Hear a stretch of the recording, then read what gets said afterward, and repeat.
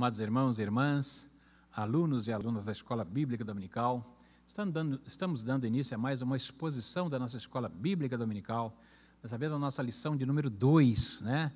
11/7/2021, o Senhor nos concede esse dia maravilhoso, não é? Conforme diz o salmista no Salmo 118, verso 24, esse é o dia que fez o Senhor, alegremo-nos e nos regozijemos nele, né?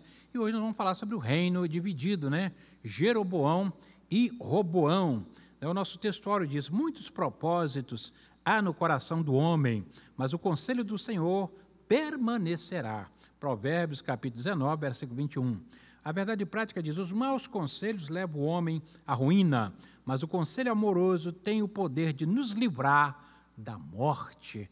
Na verdade, a nossa leitura bíblica ela se encontra no primeiro livro de Reis, capítulo 12, versículo 1 ao 2, capítulo 1 ao 10, versículo 13, versículo 14, e do versículo 26 ao versículo 29. E foi Roboão para Siquém, porque todo Israel veio a Siquém para o fazerem rei. E sucedeu, pois, que, ouvindo Jeroboão, filho de Nebate, estando ainda no Egito, porque fugira de diante do rei Salomão, e habitava Jeroboão no Egito, enviaram e o mandaram chamar. E Jeroboão e toda a congregação de Israel vieram a falar a Roboão, dizendo: teu pai agravou o nosso jugo, agora, pois, alivia tu a dura servidão do teu pai, e o seu pesado jugo que nos impôs, e nós te serviremos. E ele lhes disse: ide-vos até ao terceiro dia, voltai a mim. E o povo se foi. E teve o rei Roboão conselho com os anciãos que estavam na presença de Salomão, seu pai, quando este ainda vivia, dizendo: como aconselhais vós que se responda a este povo? E eles lhe falaram, dizendo: se hoje fores servos desse povo, e o servirem, e respondendo-lhes falares boas palavras, todos os dias serão teus servos. Porém, ele deixou o conselho que os anciãos lhe tinham aconselhado, e teve conselho com os jovens que haviam crescido com eles, e que estavam diante dele. E disseram-lhe os conselheiros, disseram-lhes: que conselhais vós que respondemos a este povo, que me falou dizendo: alivia o jugo que teu pai nos impôs? E os jovens que havia crescido com ele lhe falaram, dizendo: assim falarás a este povo que te falou, dizendo: teu pai fez pesadíssimo o nosso jugo, mas tu os alivia de sobre nós. Assim lhes falarás: meu dedo mínimo é mais grosso do que os lombos de meu pai. E o rei respondeu ao povo duramente, porque deixaram o conselho que os anciãos lhe haviam aconselhado. E lhes falou conforme o conselho dos jovens, dizendo: meu pai agravou o vosso jugo, porém eu ainda aumentarei o vosso jugo.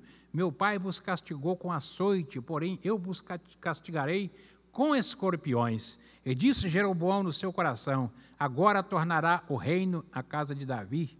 Se este povo subir para fazer sacrifício na casa do Senhor, em Jerusalém, o coração desse povo se tornará seu senhor. A Roboão, rei de Judá, e me matarão e tornarão Roboão, rei de Judá. Pelo que o rei tomou conselho e fez 2 bezerros de ouro, e lhes disse: muito trabalho vos será subir a Jerusalém. Vês aqui teus deuses, ó Israel, que te fizeram subir da terra do Egito. E pôs um em Betel e colocou o outro em Dan. Bendito e louvado é o nome do Senhor. Aqui está a nossa leitura bíblica em classe, não é verdade? Então, meus amados irmãos, nós vamos ver sobre o reino dividido. O reino que estava unido agora se divide. Por quê? Aqui o objetivo geral é ressaltar a importância de ouvir bons conselhos, né? As principais causas das cisões, dessa cisão, desse rompimento. O objetivo aqui é elencar, né? Enumerar as principais causas da divisão do reino, né? A carga pesada de Salomão. Olha, irmãos, nós vemos que o pecado de desobediência de Salomão à palavra de Deus, conforme está em Deuteronômio 17, 17 e 20, 1 Reis 11, 1 e 6, versículo 11, e do versículo 29 ao 37, e também lá em Êxodo, capítulo 24 e 5, né? Porque Salomão cometeu um erro tremendo aqui, transgredindo todas as palavras que estavam escritas aqui, conforme nós já falamos anteriormente, né? Ele não podia, ele tinha que ter um livro da lei junto do seu trono, para lê-lo todo dia, para não se esquecer das suas palavras. Ali mesmo, no capítulo 17, proibia do rei acumular para si várias esposas. Salomão teve 700 princesas, casamentos de alianças políticas, né? E depois nós vimos as consequências, levou ele à idolatria, né? Ali desobedecendo os 2 mandamentos que está em Êxodo capítulo 20, versículo 4 e 5. Não farás para ti imagem de escultura, não as adorará, não as se encurvará diante dela. São 2 mandamentos que Deus deu ao povo de Israel. E Salomão, então, desobedeceu, né? Ele amou as suas mulheres, se esquecendo do seu Deus, né? E as altas taxas de impostos, né, sobre o povo para pagar os investimentos em construções que ele executava e os gastos da manutenção da máquina administrativa, né, pública eram enormes, bem como a obrigação do uso da mão de obra de trabalhadores de quase todas as tribos, né, conforme está em Reis 12:4, né, e a insensatez do seu sucessor, Roboão, são as causas dessa divisão do reino em 2, né? Mas nós podemos deduzir claramente que a ponta desse iceberg foi realmente a idolatria, não é verdade? Então, nós, meus amados irmãos, precisamos entender isso, né? A imagem de ciúmes diante de Deus, que o Senhor tem falado tanto nela, né? Causa ciúme entre nós e seu Criador. E Deus não deixaria aquilo de graça, né? Conforme muitas vezes diz, não deixaria passar aquilo, né? Então, o item 2 fala sobre a divisão do reino, né? O autoritarismo de Salomão, né? No descontentamento das 10 tribos do norte, né?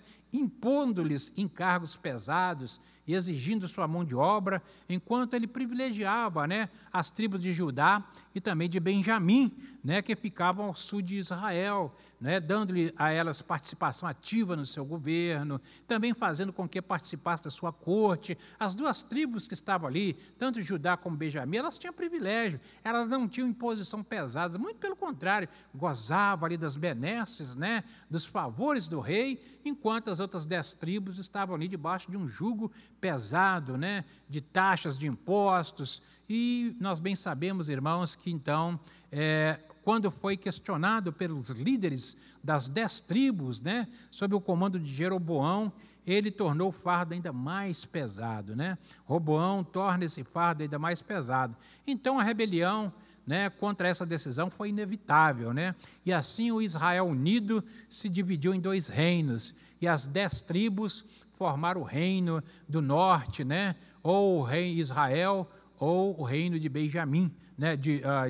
Benjamim não, o reino do norte, o reino de Israel, não é verdade? Então, irmãos amados, conforme está em 1 Reis, capítulo 12, versículo 16 a 20, né? Então, nós vimos que houve aquela cisão. E Jesus, muito tempo depois, para os da sua época, né? Jesus foi muito enfático. Ele, porém, conhecendo os seus pensamentos, disse-lhes: todo reino dividido contra si mesmo é devastado, e toda cidade ou casa dividida contra si mesmo não subsistirá. Mateus capítulo 12, versículo 25. A gente vê muitas vezes, né, isso na vida cotidiana, quando um casal se separa, a separação pode ser muito boa para eles, mas os filhos, as consequências são muito graves, não é verdade? Então, a casa que se divide, ela não subsiste, disse Jesus, né? E nós vamos ver no item 2, analisar quais foram os erros de Roboão, né? O sucessor, filho de Salomão, né? O objetivo aqui é apresentar as falhas, né, e as más decisões que Roboão tomou ali, né? Então, nós vemos que ele cometeu os mesmos erros de seu pai, né? Como seu pai Salomão. No início também, Roboão, ele vai ali receber os levitas, né? Ele teme a Deus, mas isso só foi durante os seus 3 primeiros anos, né, de reinado. Depois ele também caiu na idolatria, né? E Deus mostrou o seu desagrado e permite, então, que Faraó Sisaque invada e saqueia Jerusalém, né, no 5º ano do reinado de Roboão, conforme nos registra 1 Reis, capítulo 14, versículo 25. E esta foi a primeira invasão de Jerusalém desde que Davi a conquistou dos jebuseus, conforme está registrado em 1 Crônicas, capítulo 11, versículo 4 a 7. Olha, Deus usa a vara da sua correção. Quando Deus faz isso era para corrigir o seu povo, e às vezes o remédio é muito amargo. Lá no livro de Apocalipse, Jesus falou, eu corrijo e disciplino tantos quanto amo. Você, pois, zeloso, não é? Então, os maus conselhos dos amigos, né? Ele consulta em primeiro lugar os conselheiros, os anciãos, os presbíteros. Lembra que nós falamos na lição, né, de número 11, sobre os presbíteros, né, os mais velhos, os mais idôneos, né, aqueles que serviram com seu pai, os velhos conselheiros que instruem o povo, né, a ouvir o povo. Então, os velhos, irmãos, eles o instruem a ouvir o povo, isto é, que desacelerasse o projeto de expansão, o desenvolvimento do reino, né, pois isso abrandaria, né, o ânimo, os ânimos agitados. Quer dizer, mesmo que ele tivesse um momento um pouco de prejuízo, que não teria, às vezes um prejuízo aparente, mas é um ganho ali na frente. Ele podia, né, os anciãos que eram conselheiros do seu pai, falaram assim, abranda isso aí, para com essas expansões, diminui, tira essa carga do povo, e o povo vai te amar, vai te servir, não é verdade? Mas, irmãos amados, ele, em vez de ouvir esse sábio conselho, né, ele chama os que com ele crescer, a sua geração, né, e pede-lhe um conselho. E esses jovens, o que eles disseram ao rei? Que ele deveria mostrar autoridade, não é? Mão firme, firmeza. Se ele fosse frouxo com o povo, eu estou falando as minhas palavras, né? O povo nunca lhe temeria, ele nunca teria autoridade sobre o povo. Então ele devia ter mão firme, ele devia ser um ditador mesmo. Ele não podia afrouxar essas rédeas, né? Se o povo temesse, ele poderia governar com tranquilidade. Mais tarde, o profeta Zacarias, no capítulo 4, versículo 6, diz, não pela força, nem pela violência, mas pelo meu espírito, diz o Senhor dos Exércitos, né? A Bíblia diz que a falta de sábios conselhos pode levar o ser humano ao declínio moral, ético e espiritual, né? Tornando-o empobrecido e decadente. É o que nós vamos ver com esse rei, porque o bom conselho não pode ser desprezado.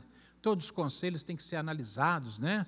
Então, nós precisamos tomar cuidado com os conselhos. Na verdade, o item 3 do ponto 2 fala isso, né? Seguindo os conselhos da juventude, em vez de mostrar compaixão e flexibilidade, né? Tudo dá a entender que Roboão colocou o orgulho como centro da sua vida. O orgulho, a posição, né? Ele não atentou para os ensinos dos provérbios de seu pai. Eu acho que Roboão nunca leu nenhum provérbio de Salomão. Se ele tivesse lido os provérbios de Salomão, né, pois Salomão diz, pois ouvir os sábios conselho direciona o ser humano para decisões seguras, né? Provérbio 11, 14. Ele diz, compreender a necessidade de ouvir conselhos conduz à sabedoria, conforme está em Provérbio 15, 22. Pois todo aquele que sabe ouvir conselhos é sábio. Provérbio 12, 15, né? E a vitória na multidão dos conselheiros, conforme está Provérbio 24, a parte B do verso 6. Então, acho que ele nunca leu, nunca estudou, nunca atentou para o que seu pai escreveu. E olha que a Bíblia diz que ele escreveu muitos provérbios, né? Quando o povo voltou, né, no terceiro dia para ouvir o rei Reboão, o rei lhe proferiu aquele duro discurso que vocês já viram. E lá em Provérbio 15, 1 e 2 diz que a palavra branda, a palavra calma branda o furor, né? Mas a palavra que ele deu suscitou a ira. Não é isso que está em Provérbios, capítulo 15, versículo 2? Vamos ler aqui Provérbios, capítulo 15, versículo 1 e 2? Não é? Está escrito aqui assim, olha, vamos ler para nós vermos se não é uma realidade. Provérbios 15, 1 e 2. A resposta branda desvia o furor, mas a palavra dura suscita ira. A língua dos sábios adorna a sabedoria, mas a boca dos tolos derrama estultícia. Então, nós vemos, irmãos, que aquele discurso duro suscitou a ira, não é? 10 tribos se revoltaram. Nós vemos aqui, 10 tribos se revoltaram e disseram que não seguiriam mais a casa de Davi. Ali entre a multidão se encontrava Jeroboão, né? Que o povo sabia que ele se tinha revoltado contra Salomão anteriormente, sabia também quanto ele era competente na administração, né? E unanimemente escolheram e elegeram ele rei das 10 tribos do norte. E isto aconteceu pela vontade de Deus.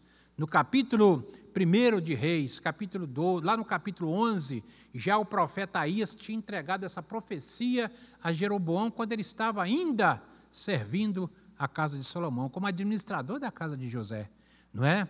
E essa profecia se cumpriu pela vontade de Deus.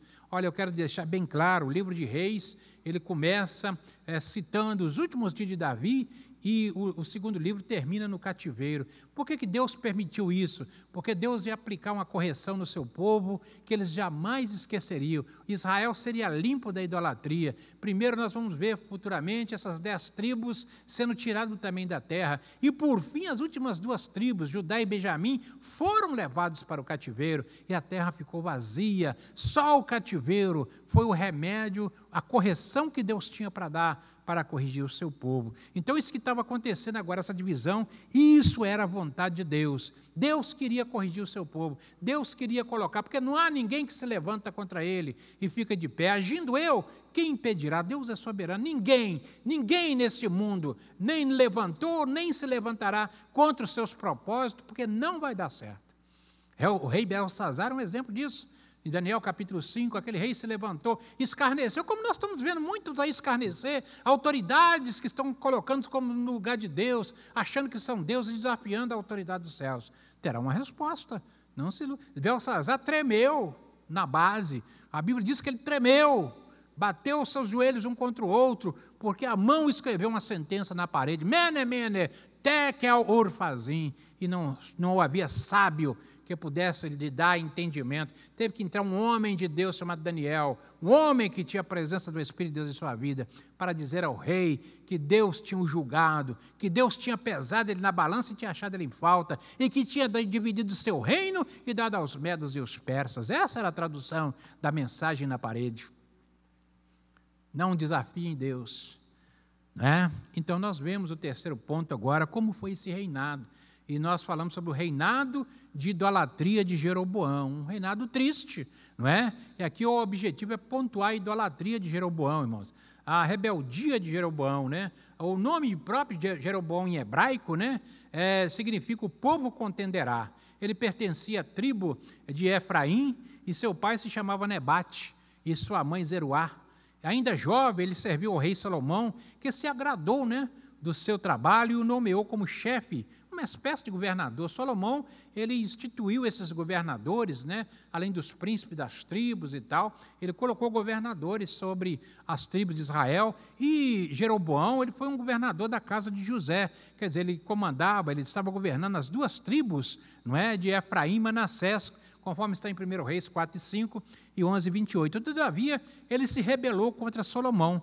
E quando Salomão tomou conhecimento da profecia de Aías, que eu já citei aqui no capítulo 11, está lá no capítulo 11, que o reino, ele divide aí a roupa e deu 10 pedaços, que Deus daria a ele 10 tribos de Israel. Então Salomão, o que Salomão fez? Salomão tentou matá-lo, né? E Jeroboão, então foge para o Egito e pede asilo a Faraó, que era sogro de Salomão. Como é que Salomão ia lá pedir que ele devolvesse o exilado? Não é? E o faraó do Egito, ele tinha interesse nisso. Certamente, Jeroboão lhe contou o que aconteceu e tal, e era um novo rei, era uma nova aliança que ele teria como novo rei. Não é verdade? Então, Salomão não pôde colocar as mãos sobre ele, né? E nós vimos que Jeroboão foi o primeiro rei do norte, conforme está no ponto 2 do item 3, né? O item 2 do ponto 3. Não é? Jeroboão foi chamado Jeroboão I, porque houve outros Jeroboão como ele, né? Foi o primeiro rei de Israel, após a divisão do reino de Israel em 2 novos reinos, né? E ele reinou 22 anos sobre Israel. E segundo os cronologistas, Edward Rise e Frank Classe, né? Ele recebeu a mensagem de que reinaria sobre Israel 9 anos, né? Antes da morte de Salomão, ali capítulo 11, versículo 29 ao 31. Então, olha, vê que aquilo foi pela vontade do Senhor, né? E agora vemos as consequências. O item 3, terminando a nossa exposição, vai falar sobre as consequências da idolatria, né?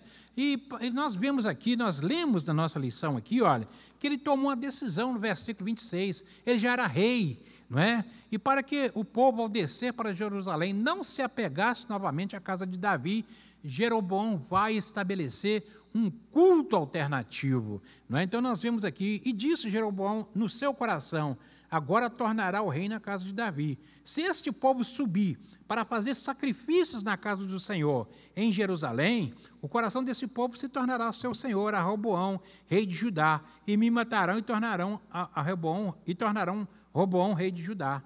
Né? E tornarão a Roboão, rei de Judá. Pelo que o rei tomou conselhos e fez 2 bezerros de ouro, e lhes disse, muito trabalho vos será subir a Jerusalém, vês aqui os teus deuses, ó Israel, que te fizeram subir da terra do Egito, e pôs um em Betel, e colocou outro em Dan. Olha para vocês verem, um culto alternativo, porque mesmo ele tendo a profecia, ouviu e viu que a profecia se cumpriu, ele não creu. Ele preferiu querer o poder, não é? Então ele escolhe 2 lugares de culto, um ao sul, né, na cidade de Betel, e outro ao norte, na cidade de Dan, 1 Reis 12, 29, né? E para tal manda fabricar 2 bezerros de ouro, né? Um para cada cidade, para que as festividades ao Senhor fossem celebradas nesses locais, e sacrifícios fossem oferecidos nos altares dessa imagem que ele mandara fabricar. Olha aí. Não há nada de novo debaixo do sol, diz Eclesiastes 1:9. Não há nada de novo. Salomão falou isso, não é verdade? Então, olha para vocês verem, né? Para tal, mandou fabricar 2 bezerros de ouro, não é? Então, semelhante ao povo de Israel no deserto, não é? 40 dias após receber as leis, conforme está em Êxodo 32, em 14, quebra novamente os 2 mandamentos. Não terá outros deuses diante de mim, e não fará para ti imagem de escultura. Êxodo 22, 3 e 6. Né? Jeroboão repete o ato de Salomão. E ainda o piora, pois Salomão fez a nível familiar. A idolatria de Salomão foi a nível familiar. Foi lá nas suas casas, na casa das suas esposas. Não foi pública, né? Mas Jeroboão fez a nível nacional, instituindo um culto idolátrico dos bezerros de ouro, né? Nós vemos que ele falou, olha, não foi o mesmo que falaram lá no dia que Moisés estava no monte recebendo as tábuas da lei? Eis aí os teus deuses, ó Israel. E foi assim que ele clamou, não é? Vê aqui teus deuses, ó Israel, que te fizeram subir do Egito. E colocou um em Betel e outro em Dan, não é? Então, meus amados irmãos, nós vemos também que fez casa nos altos, né? E constituiu sacerdotes do mais baixo do povo, né? Uma classe sacerdotal espúria e ilegítima que não era dos filhos de Levi. Os únicos que podiam exercer o sacerdócio, ter sumo sacerdote e cuidar das coisas espirituais era a tribo de Levi. Esses sacerdotes estavam comprometidos com o rei, né, irmãos? Esses sacerdotes aqui que foram instituídos do baixo povo, né, dos mais baixos do povo, estavam comprometidos com o rei, por quê? Pois eram mantidos pelo Estado, conforme 1 Reis 12, 31. Pois nessa época os levitas se recusaram a serem sacerdotes nesse culto e foram perseguidos por Jeroboão, né, e se mudaram para Judá. Eles tinham um histórico quanto à idolatria. Por quê? Porque foi justamente a tribo de Levi que não adorou o bezerro de ouro, lá no Monte Sinai.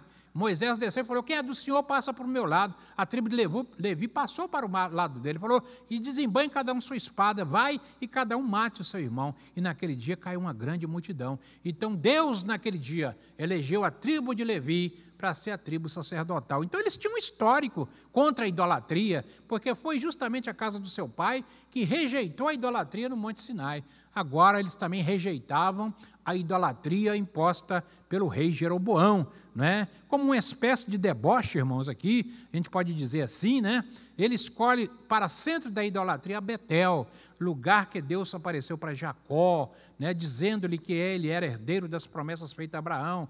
Betel se chamava Luz, né? E teve seu nome mudada por Jacó para a casa de Deus, conforme está em Gênesis, capítulo 28, versículo 11 ao 19, capítulo 35, versículo 15, né? E Dan, a antiga Laís, né, foi o lugar onde justamente se iniciou a idolatria em Israel. Em Juízes, capítulo 17 e capítulo 18, nos relata, irmão, temos o relato da primeira tribo que apostatou-se da fé, que é a tribo de Dan.